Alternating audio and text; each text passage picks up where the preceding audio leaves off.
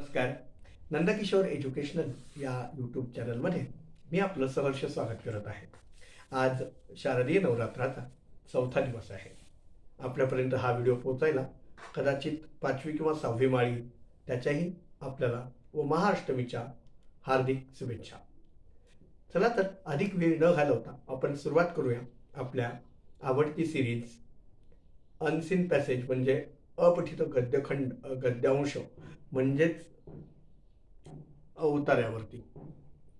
आता बघा, त्या उतार्याला लागूनच एक प्रश्न येतो, कॉम्प्रिहेन्शन ऑफ वर्ड्स.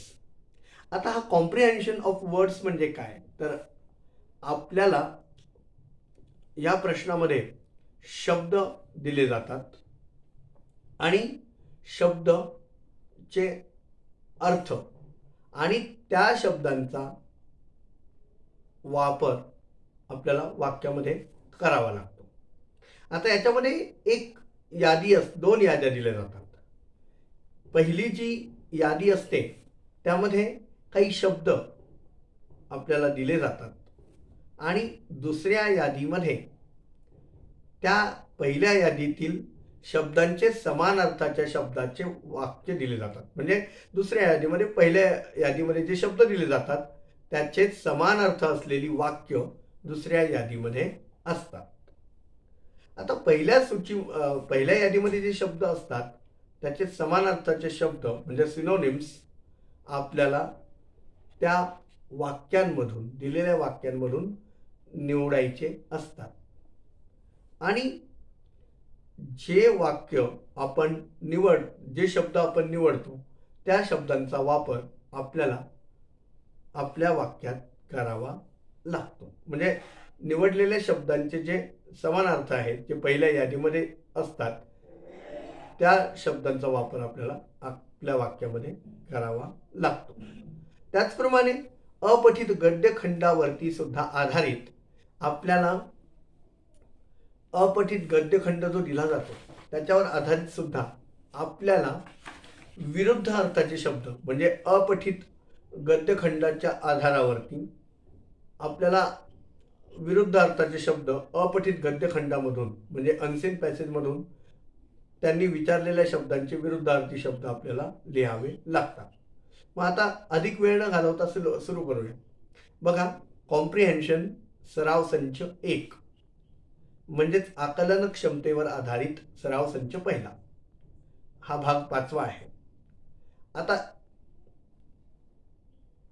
कोणतेही 5 शब्द यादी क्रमांक अ मधून निवडायचे आहेत आणि write of the same meaning आणि त्यांचेच समान अर्थाचे शब्द फ्रॉम द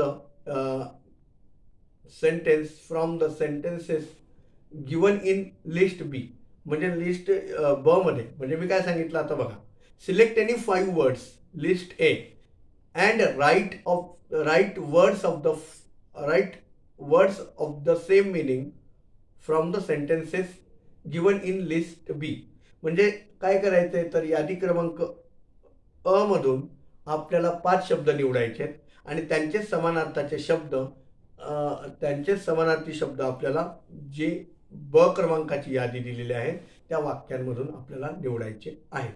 आता अ मध्ये काय शब्द दिले ते आपण अगोदर बघू, मग बच्या सेंटेन्सेसचा विचार करू, मग त्याच्यात त्यांचे कोणते समानार्थी शब्द असतील ते बघू.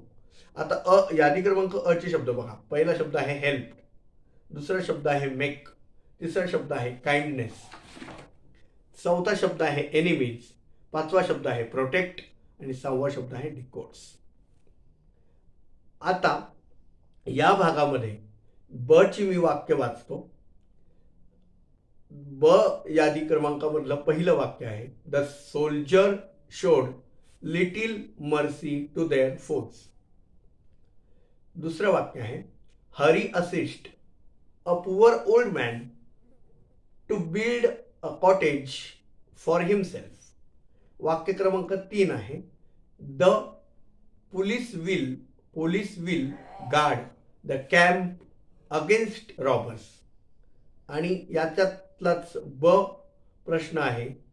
आता अ प्रश्न आपण पाहिला, आता याच्यात ब प्रश्न आहे, write from the unseen passage म्हणजे अनसीन अपठित गद्यांशामधून गिवन अबव वर्ड्स दिलेल्या शब्दांचे which mean the opposite of the following. आता यांनी काही शब्द दिलेले आहेत, त्यांचे विरुद्ध अर्थाचे शब्द आपल्याला अनसीन म्हणजे गद्य उतार्यातून लिहायचे. आता यांनी काही शब्द दिलेत, यांनी दिलाय ओल्ड. तर ओल्डचा विरुद्धार्थी शब्द आपल्याला कुठे बघायचा आहे? अनसीन पॅसेजच्या आधारावर लिहायचं आहे. ओल्ड, वेंट, नियर, नाईट, लेस आणि युजलेस. तर ह्याच्यासाठी आता भाग क्रमांक 6 तुम्हाला पाहणं गरजेचं आहे. तेव्हा भेटूया पुढच्या भागात. तोपर्यंत खुश राहा, आनंदी राहा. धन्यवाद.